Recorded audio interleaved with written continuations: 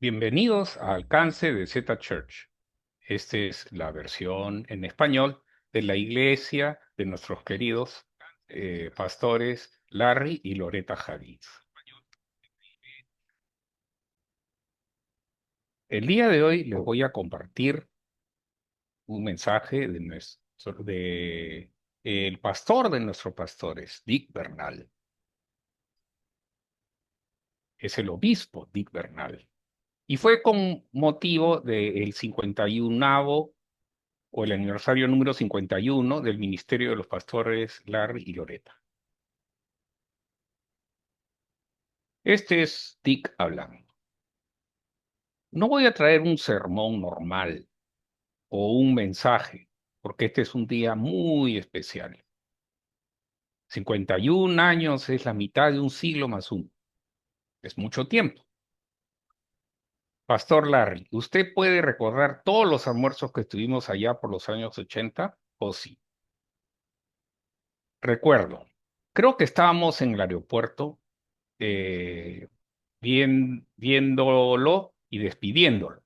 Y nos dijo, chicos, cualquiera puede empezar. Es fácil empezar, pero durar 40, 50, 60 años, no muchos llegan hasta el final. Y Él nos dio esa bendición y palabra de advertencia y aliento. Y por eso estoy aquí como testigo de que se ha mantenido firmes 51 años. Y voy a hablar de eso, pero el título de mi pequeño mensaje para todo el mundo es Momentos definitorios de la vida, que es por lo que estamos celebrando hoy. Mi definición de un momento decisivo es el momento en el tiempo que cambia dramáticamente una vida. Nos pone en un camino en la vida ahora. Y una vez puesto en marcha, nunca termina. Esta definición quizás sea un poco escabrosa, un poco áspera, pero es mi definición. Lo repetiré una vez más. Un momento en el tiempo que cambia dramáticamente el camino y el destino de nuestra vida. Me gusta History Channel, el canal de la historia. No sé ustedes, pero a mí me gusta el canal de la historia. Hace unos 2 meses pasaron una serie de las horas decisivas de Estados Unidos, de América. Y pensé, está bien, esto es. Y así pasaron por las series 1, 2, 3, 4. Yo no los vi todos. Creo que vi 4 episodios de esa serie, pero hubo más. Después de verlo, fui a mi oficina y empecé a pensar en mis momentos decisivos. Y los últimos días he estado pensando en el pastor Larry Haggins y en los momentos decisivos. Siempre hay uno importante. Nos enteramos de cómo fue resucitado el bebé de Larry, que había nacido muerto, Jesse Haggins, y cómo Dios actuó. Lo mismo le pasó a mi madre. Mi madre nació muerta. De hecho, mi madre era lo que se llama un bebé azul. Mi abuela me contó que pensaron que estaba muerta, la envolvieron en una toalla, la metieron en un armario y la iban a llevar a enterrar. Pero mi abuelo oyó un gemido y volvió a la vida.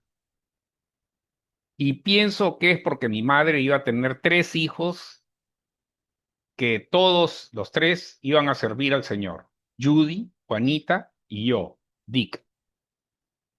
Pienso que por eso Dios le devolvió la vida a mi madre en 1918, en el estado de Washington.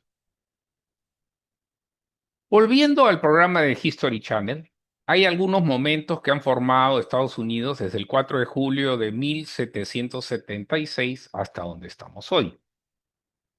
Algunos de ellos fueron la Guerra Civil, la Revolución Industrial, que fue de 1865 a 1900, la Primera Guerra Mundial, la Gran Depresión, la Segunda Guerra Mundial, el asesinato de el presidente Kennedy, John F. Kennedy, de Martin Luther King, los años representa la cultura, la revolución cultural. Y luego la tecnología, la revolución tecnológica. Y por supuesto, el 11 de septiembre. También, más atrás, el movimiento por los derechos civiles, el sufragio femenino, la 19ª enmienda, y hay otras cosas que han hecho a Estados Unidos lo bueno, lo malo y lo feo que es. Habiendo dicho eso, me puse a pensar en nuestros héroes de la Biblia.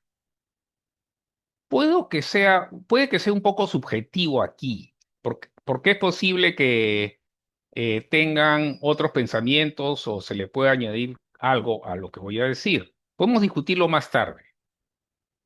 Pero hablando de los héroes, estaba pensando en Abraham. ¿Cuál fue su momento decisivo?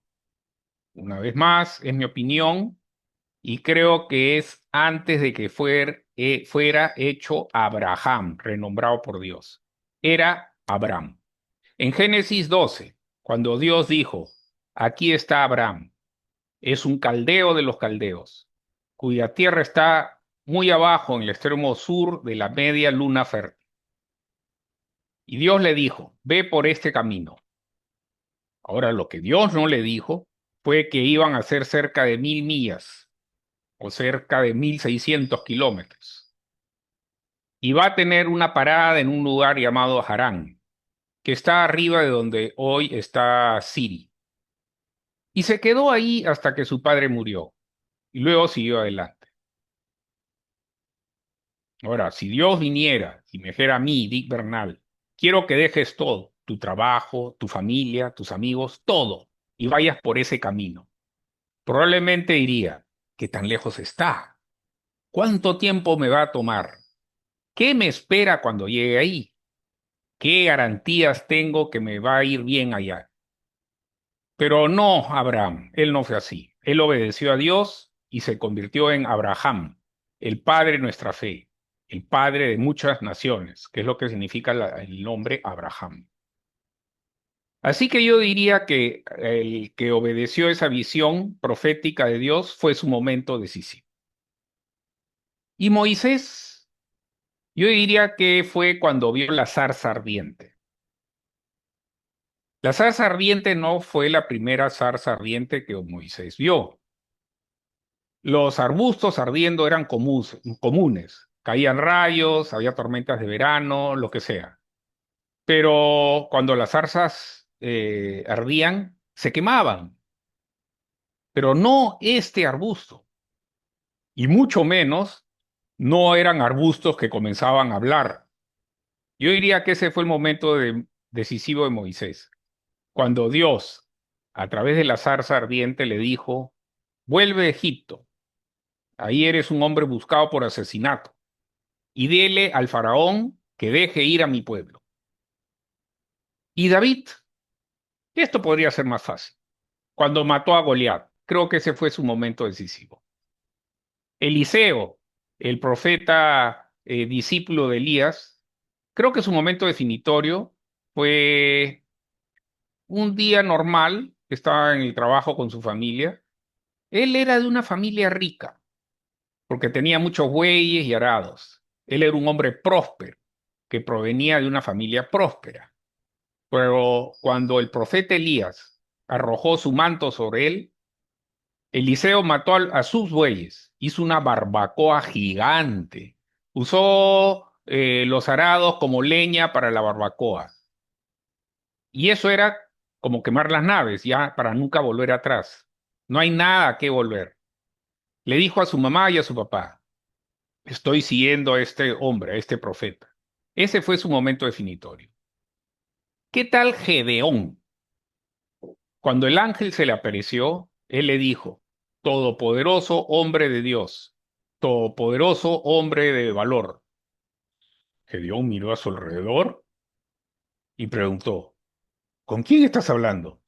Yo me escondo de los madianitas, los enemigos de nuestro pueblo. Estoy tratando de hacerme medio tazón de avena y sobrevivir. Yo creo que me has confundido con alguien.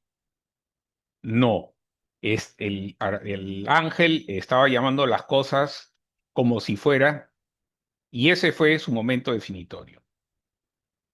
¿Qué tal Daniel? Yo diría que fue cuando lo pusieron en el foso de los leones.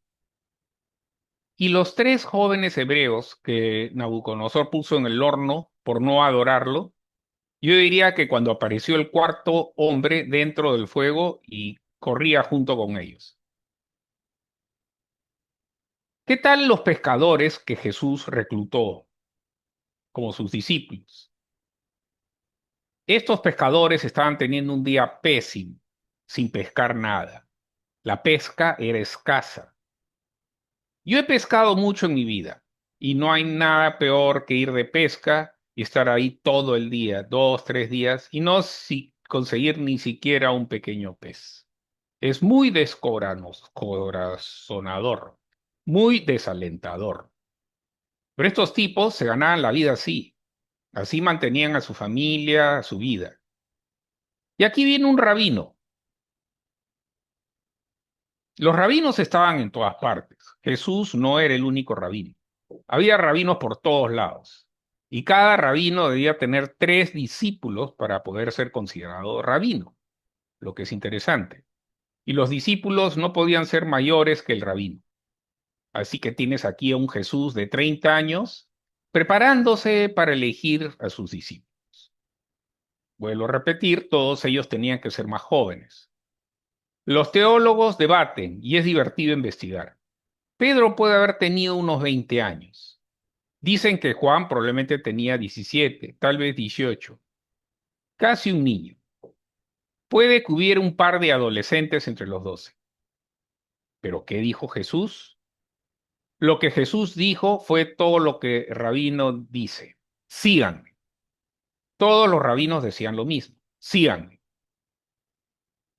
La diferencia es que ninguno de los rabinos escoge hombres como lo hizo Jesús. Ellos escogerían a chicos jóvenes, brillantes, listos para el seminario. Si se quiere, enamorados de la palabra. No. Jesús fue a la orilla del mar y a los pescadores y les dijo, síganme. Momento decisivo. La vida de estos pescadores nunca volvería a ser la misma. Soltaron sus redes, dejaron sus embarcaciones y les siguieron. Respecto al apóstol Pablo, tengo que leer un poco aquí. En Hechos, capítulo 22, Pablo está dando su testimonio. Déjame leer un poco. Hermanos de Padre, escuchad ahora mi defensa ante vosotros. Lo habían arrestado. Y cuando oyeron que les hablaba en lengua hebrea, muchos de ellos no sabían que era ciudadano romano y que era fariseo. Él les pide hablar. Ellos guardaron silencio. El versículo 3. Yo soy ciertamente un judío nacido en Tarso de Cilicia, pero criado en la ciudad a los pies de Gamaliel, enseñado según el rigor de nuestros padres en la ley, celoso hacia Dios como vosotros lo sois hoy. Perseguí a los de esta secta de esa manera, como ustedes saben, antes de que los llamaran cristianos. E incluso el término cristiano era un término despectivo, era de menosprecio. Mira a esos cristianos que se creen pequeños cristos. Fuimos llamados gente del camino. Perseguí a los de este camino hasta la muerte, atándolos y entregándolos en prisiones, tanto a hombres como a mujeres. Sé que esto puede sonar un poco fuerte. Pablo era un terrorista religioso. Se iba a encargar de que cualquiera que fuera contra la ley fuera condenado a muerte o encarcelado de por vida. Como también me da testimonio el sumo sacerdote y todo el consejo de los ancianos, por quienes también recibí cartas para los hermanos, y fui a Damasco para traerlos encadenados, incluso a los que estaban ahí, a Jerusalén, para ser castigados, si no a muerte, si queréis. ¿Qué pasó luego? Momento decisivo. Pablo, el momento decisivo de Saulo. Sucedió mientras viajaba y se acercaba a Damasco, cerca del mediodía. De repente, ¡pum! Fue derribado de su caballo. Una voz que vino desde el cielo diciendo, Saulo, Saulo, ¿por qué me persigues? ¿Quién eres? ¿Quién eres? Respondió Pablo. Soy Jesús al que persigues. Se quedó ciego por 3 días. Fue conducido a una casa. Un hombre reza por él y es llamado al mundo gentil. Momento decisivo. Y Pablo lo comparte en su testimonio. Acabamos de escuchar hace unos momentos, Pastor Larry, y hace tiempo que no había escuchado esta historia, por mucho tiempo, cómo fue que resucitó Jesse de entre los muertos, tu hijo, y cómo eso realmente lanzó al Pastor Larry al ministerio mundial. No habría tenido el éxito que tuvo en la India ni aún en 20 años. Cruzada tras cruzada. En una cruzada, 1.6 millones de personas. En otra cruzada, 1.1 millones. Otra de 500.000. Tuve 3 o 4 grandes cruzadas y aprendí todo eso en 1982 cuando seguía al Pastor Larry. No lo conocí tan bien antes, pero nos conocimos el 79, pero no llegué a conocerlo realmente bien hasta el 82, 83. Y observé cómo ministraba, cómo trataba con la gente y el liderazgo que tenía. Yo no habría tenido tal vez el coraje o la determinación si Larry no me hubiera tomado como discípulo novato, como un nuevo creyente. Me salvé, hice la oración de salvación en 1977. Empecé en la iglesia, a ser miembro de la iglesia en 1980. Yo no recomiendo eso. Y no lo recomiendo, le digo a la gente que vaya primero a una escuela bíblica por un par de años, siéntese bajo la dirección de un pastor. Pero yo soy una anomalía. Construí una iglesia que tenía 21 miembros y un campus enorme. ¿Y cómo sucedió? Para mí es un enigma. La editorial Nelson dijo: Dick, queremos que escribas un libro sobre liderazgo.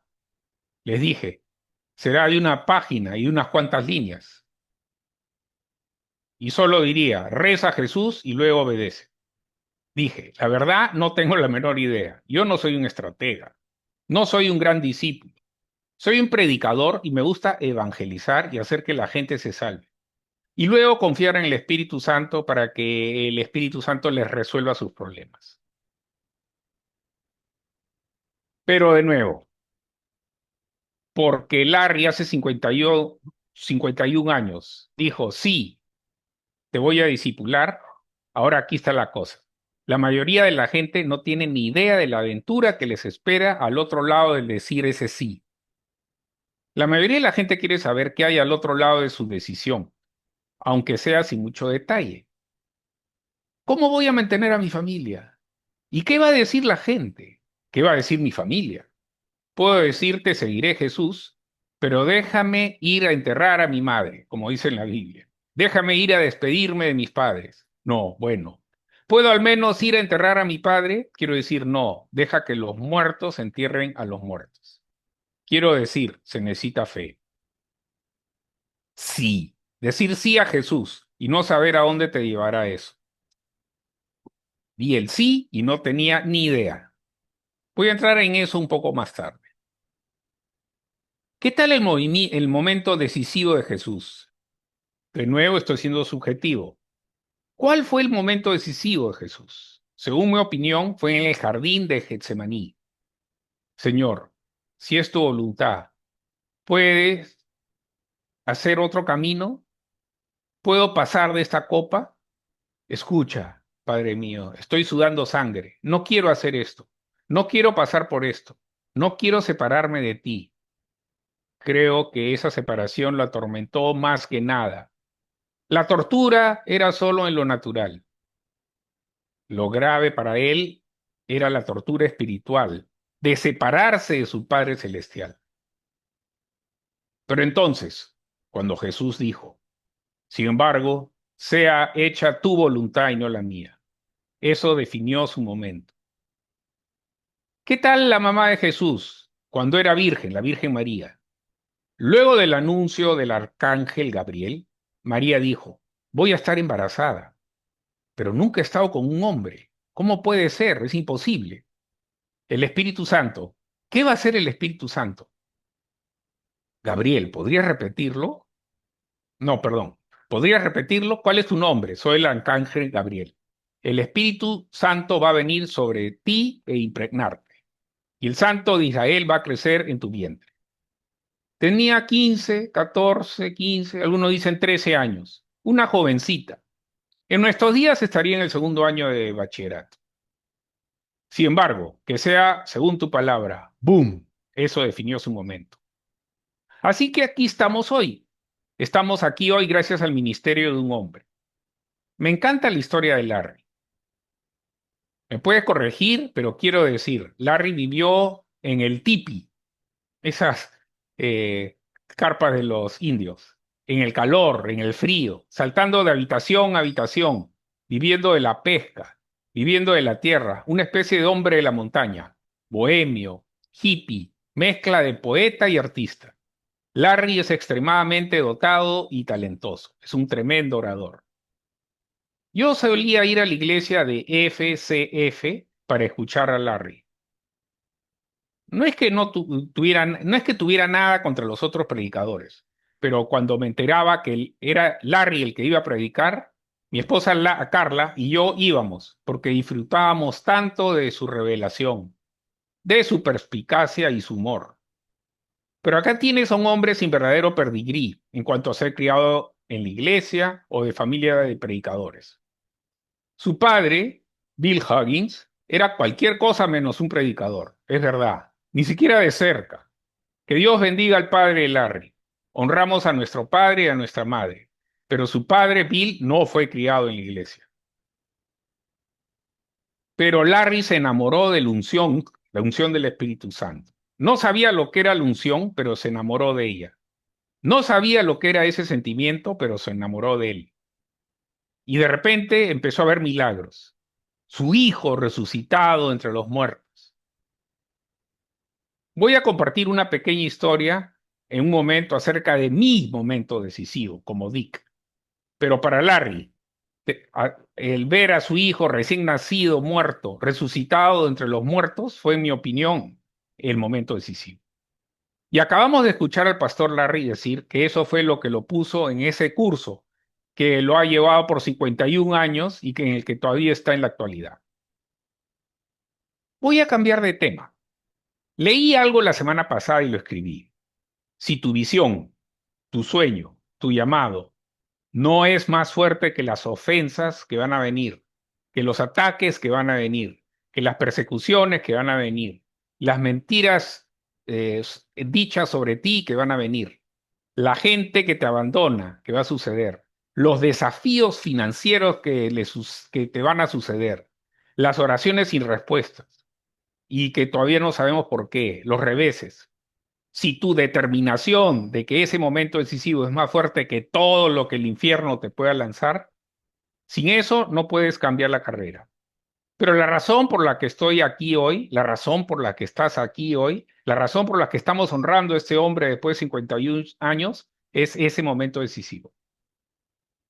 Conozco a Larry desde 1979. Llegué a conocerle muy bien y sé por todo lo que ha pasado este hombre. Y es un milagro que quiera aún estar en el mundo de la iglesia. La gente de la iglesia puede ser más mala que una serpiente. Yo he ayudado a gente que luego me ha demandado, me ha apuñalado por la espalda, ha mentido sobre mí.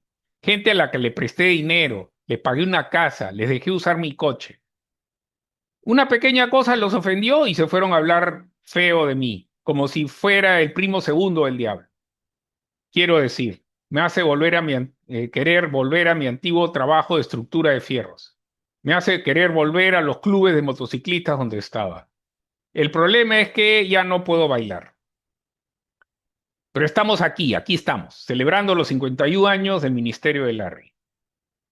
Y el infierno por el que Larry Huggins ha pasado, y no habla de ello. Ciertamente, no voy a hablar de ello. Y él tiene, le dije a mi esposa Carla el otro día, que estoy un poco envidioso de Larry. Y ella dice, ¿por qué? Dije, él nunca parece de estar deprimido, incluso cuando está deprimido. Ya sabes, a veces está deprimido. Todo el mundo sabe que él solo sonríe y se ríe.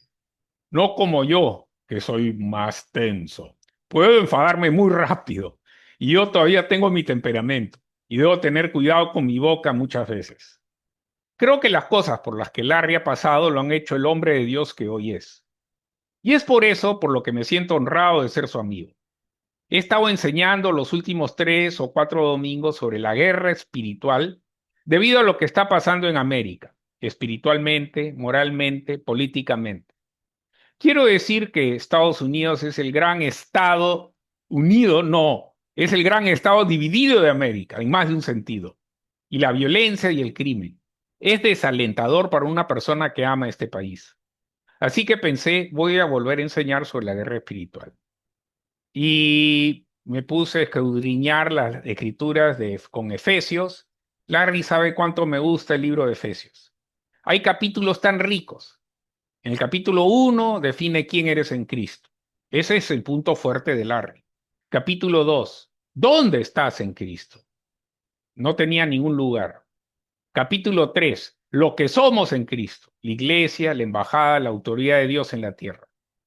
Y luego entra en la parte que dice, maridos, amad a vuestras esposas e hijos, honrad a vuestros padres. El apóstol Pablo, en este libro de Efesios, cubre todo el asunto. Pero entonces, en Efesios capítulo 6, el versículo 10, finaliza cerca del final de esta carta, da la siguiente exhortación. Por lo demás, hermanos, fortaleceos en el Señor y en el poder de su fuerza.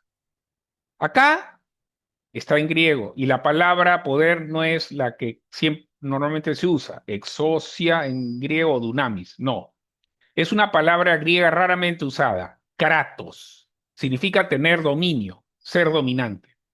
Por último, hermanos, fortaleceos en el Señor, en Cristo, en el Señor, y en el poder de su fuerza, y revestidos de su armadura, de todo su brazo. Así que todo sé fuerte en el Señor, con el poder de su fuerza y su armadura. Pero luego dice algo que me llamó la atención. No luchamos contra carne y sangre. Y especialmente en esta atmósfera política, donde es fácil no gustar de la gente, de alguna gente. Y yo tuve que salir de Twitter por un tiempo porque estaba haciendo que Donald Trump pareciera un santo con mis tweets malvados. De todos modos, como mis hijos dijeron, papá, tómatelo con calma. Y les dije, lo sé. Así que en este ambiente volátil, mi presión arterial estaba empezando a subir. Pero la Biblia dice que no luchamos contra la gente. La gente no es el problema. Así es. Son los espíritus. Espíritus que usarán a la gente para hacer algo realmente malvado. Increíblemente inmoral una y otra vez. Pero estas son personas. Son personas por las cuales Jesús también murió. La gente que no me gusta, Jesús murió por ella. Las personas que realmente no me gustan, Jesús murió por ella. Lo dice su palabra. Y Dios amó tanto al mundo que envió a su Hijo a morir por todos nosotros. Así que tengo que ser recordado por esto. Él dijo, no luchamos contra carne y sangre, pero luchamos con entidades espirituales. En esta guerra cósmica entran principados, potestades, gobernantes de las tinieblas de este siglo, los que dan forma a la cultura, los que dan forma a la sociedad, al mundo. La lucha es contra huestes espirituales de maldad en los lugares celestiales. Una traducción dice espíritus inmundos, espíritus malignos. Luego dice, por tanto, tomad toda la armadura de Dios para que podáis resistir al mal. La palabra luchar solo se encuentra una vez. Resistir, más que luchar, parados en nuestros puestos, que se encuentra 4 veces, lo repite. Así que obviamente pienso que Pablo no nos está diciendo que todos los días vamos a luchar. De vez en cuando sí, algo. Y tenemos que abrirnos camino, tenemos que atar, tenemos que soltar, tenemos que derribar fortalezas, tenemos que declarar un decreto o la palabra y hablar y confesar y todo eso, de vez en cuando. Pero cada día tenemos que estar de pie. No todo va a ser un gran combate de lucha libre, pero cada día tenemos que defender lo que creemos. Eso es bueno. Amén. Tenemos que estar de pie. Y no estoy para decirte Larry Haggins, el doctor Larry Haggins, coronel, ya sabes, él es coronel. Ambos somos coroneles de Kentucky, que es un título dado por el gobernador, igual que el coronel Sanders, el coronel Tom Parker y el coronel Sanders. El pastor Larry y yo tenemos el mismo documento de la Commonwealth de Kentucky. Somos coroneles. Él no lo sabía. Eso es historia para otro momento. Pero he visto a Larry de pie cuando un montón de gente se dio por vencida, acabada. Ministerios que se terminaron. Se les acabó la vida. Se acabaron los buenos tiempos. Y sin embargo, he visto a Larry de pie, habiendo hecho todo para estar en pie. ¿Cómo pudo? Él nunca olvidó su momento decisivo. El apóstol Pedro dijo, conoce con certeza tu elección y tu llamado. Sepa quién es usted. De nuevo, volviendo al punto de fuerte de Larry, saber quién eres en Cristo. En mi opinión, la mayor revelación de Pablo es de que somos salvos por gracia, porque a Dios le agradó, no por obras, no por tus obras o por cómo te portas y por lo que eres en Cristo. Amén. Y la cosa es, la mayoría de los cristianos en la iglesia de Estados Unidos no tienen ni idea de quiénes son en Cristo. Ni idea, luchan. Porque escúchenlos hablar, escuchen a la mayoría de los cristianos hablar en América. ¿Voy a ir al cielo? Eso espero. ¿Crees que Dios quiere que estés bien? Eso espero. ¿Crees que Dios quiere bendecirte financieramente? ¿Bromeas? Eso espero. Todo es un deseo. No está basado en nada excepto en eso espero. La esperanza es maravillosa. La esperanza es bíblica. Ahora, la fe es la sustancia de las cosas que se esperan. Pero cuando sabes quién eres en Cristo, entonces es, lo sé, yo lo sé, ya no es espero, es. Yo trabajé en una tienda de la cadena Get and Go en Tulsa. Sí, la cadena se llamaba Get and Go, algo así como un 7-Eleven, una pequeña tienda de conveniencia que atiende 24/7, 24 horas al día, 7 días a la semana. Era en los tiempos en que iba a la escuela. Trabajaba en Get and Go desde las 11 de la noche hasta las 7 de la mañana, corría a casa, recogía a Carla, llegaba a la escuela a las 8. ¡Qué locura! Yo llevaba puesta mi camiseta de la escuela bíblica Ramaja. Y vino este caballero de pelo blanco, con un elegante traje, entró y vio mi camisa y dijo, ah, veo que estás yendo a esa escuela bíblica allá en Broken Arrow, así que vas a recoger la tela. Eso me desconcertó. Estoy mirando alrededor y no sabía que se me había caído un trapo o algo, pero da igual. Nunca había oído hablar de ese término, recoger la tela. Yo solo sentí con la cabeza. Más adelante me enteré de que significa volverse pastor o una persona de la iglesia. Eso es recoger la tela. Y el caballero dijo, bueno, ya sabes, hay gente que necesita la religión. Compró algunas cosas. Al pagar, al venir a pagar, dice, bueno, hijo, ya sabes, nadie sabe realmente lo que sucede después de morir. Yo le respondí mirándolo a los ojos. Yo sí lo sé. Me sonrió y dijo, hijo mío. Y yo le dije, no me vengas con eso, yo no soy tu hijo. El caballero dijo, oh, no quise ofenderte. Y yo continué y le dije, Señor, sé exactamente a dónde voy cuando muera. Exactamente, por supuesto. Y estoy 100% seguro. No sé si alguna vez usted ha leído las epístolas de Juan. Estas cosas están escritas para que sepas que tienes vida eterna. Entonces, ¿quién es el mentiroso? ¿Usted o Juan? Ahora, las mejillas del caballero se empezaron a poner rojas.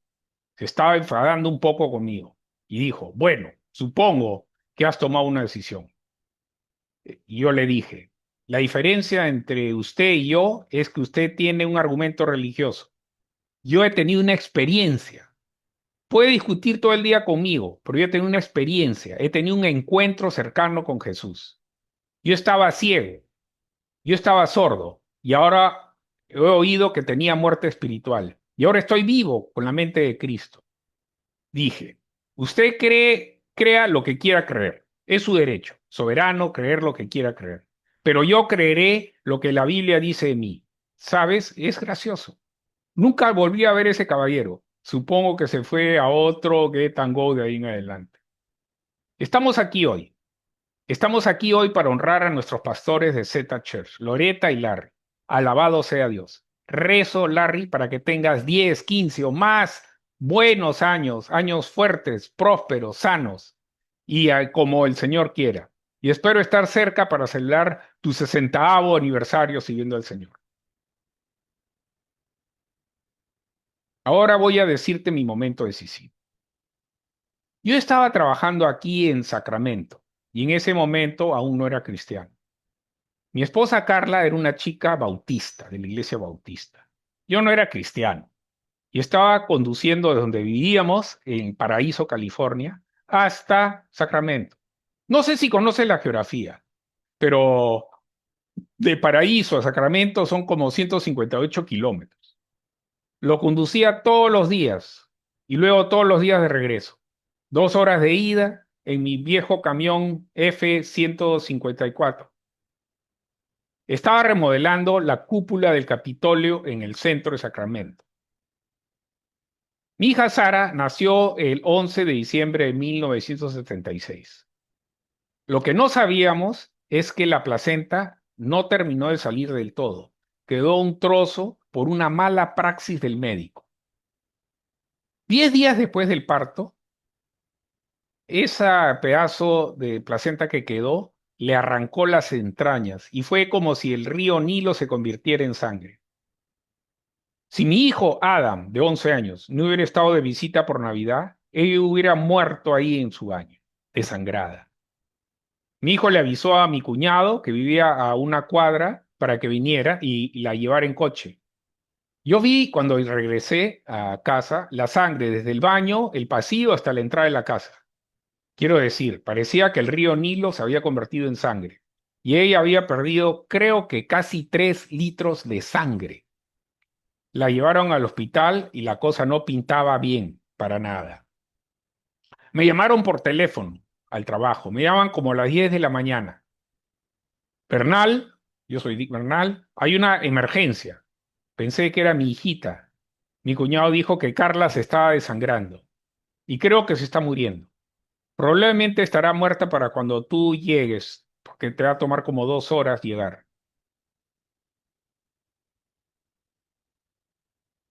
Y estaba llorando, y estaba maldiciendo, estaba fumando un cigarrillo, estaba llorando y maldiciendo al mismo tiempo.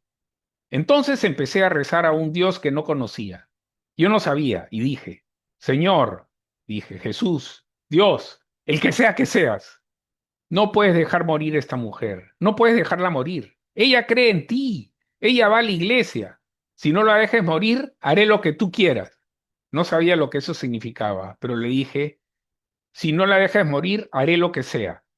Bueno, llegué al hospital y el médico estaba en el estacionamiento y tenía un cigarrillo. Le temblaba la mano. Yo pensé que estaba muerta. Se fue, Dick. Se murió. Pero acabamos de tener un pequeño milagro. Nunca lo olvidaré. Era mormón, el doctor. Acabamos de tener un pequeño milagro. Pensé que la habíamos perdido. Bueno, la perdieron. Carla murió. Mi esposa Carla fue al cielo. Y mientras entraba, vio una luz. Era luz cegadora, pero que no la cegaba. Era una luz hermosa. Y ella va entrando. Jesús estaba de pie ahí y le dice, Carla, no es tu momento. Tengo planes para ti y tu marido. Y de repente le dio una visión de mí en el camión, orando, llorando, llorando. Ella nunca me dijo que dejó su cuerpo y fue al cielo. Nunca me dijo que tuve esa visión durante mucho, mucho tiempo.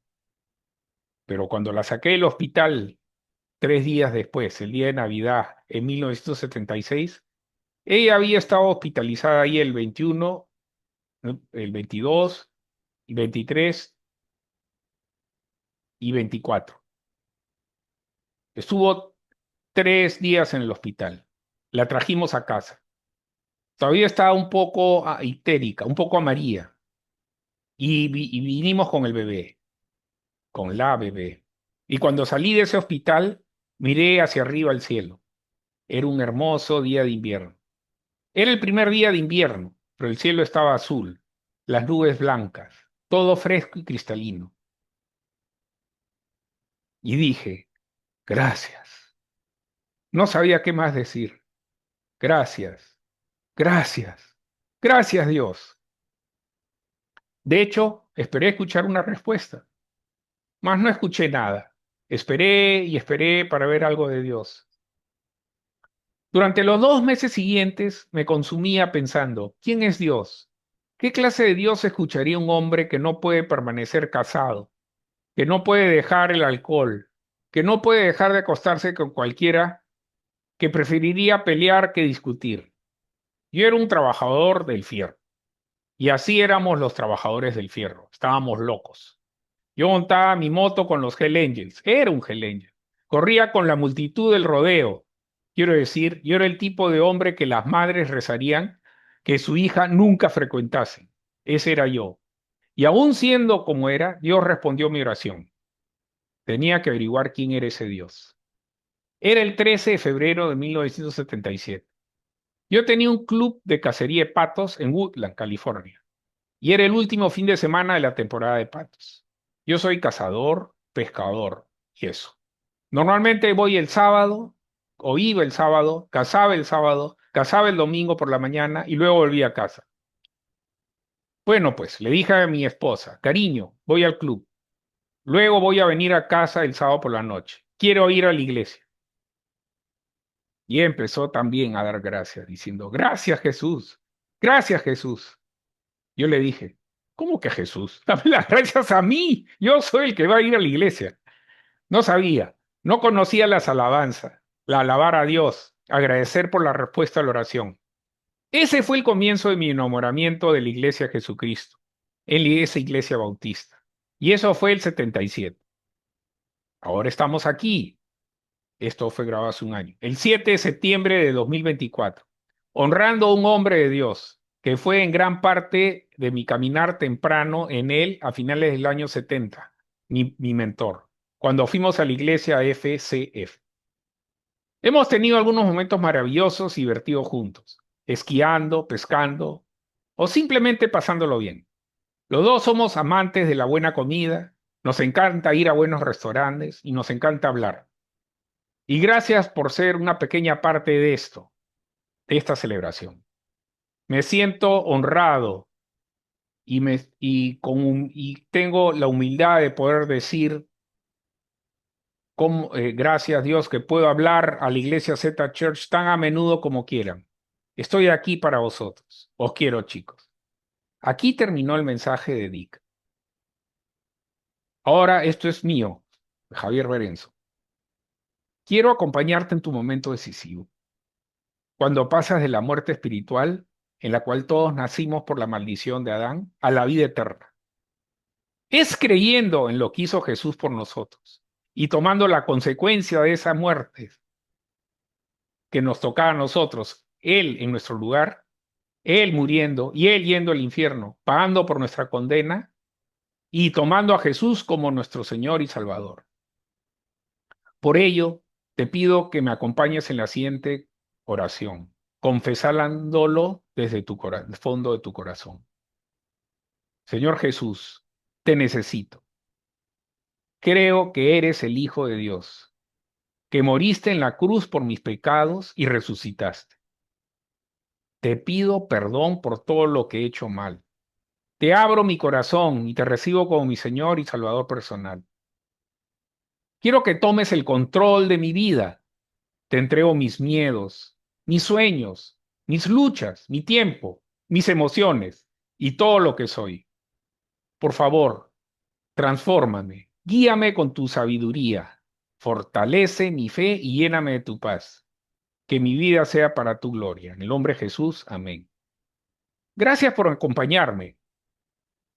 Planeo dar otro mensaje el siguiente jueves y me encantaría volver a verlos. Que Dios los bendiga.